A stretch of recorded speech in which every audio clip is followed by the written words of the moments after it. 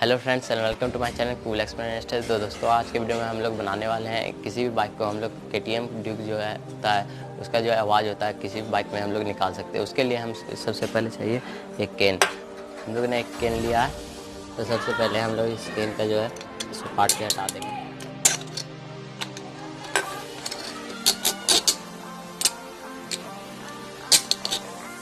तो हम लोग ने इसको अच्छे काट दिया है। हम लोग ये जो डंडा है इसमें हम लोग इसे काट देंगे। तो हम लोग ये जो है इस साइड से हम लोग टेप मार देंगे इसमें।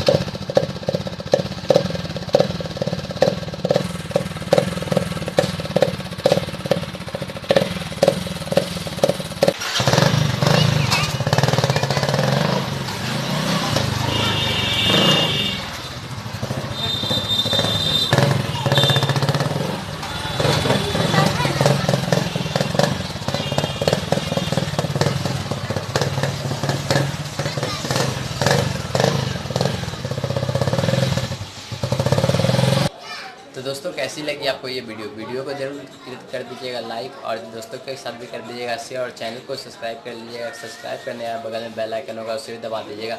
मिलते हैं इसके अगले वीडियो में, तक के लिए बाय बाय।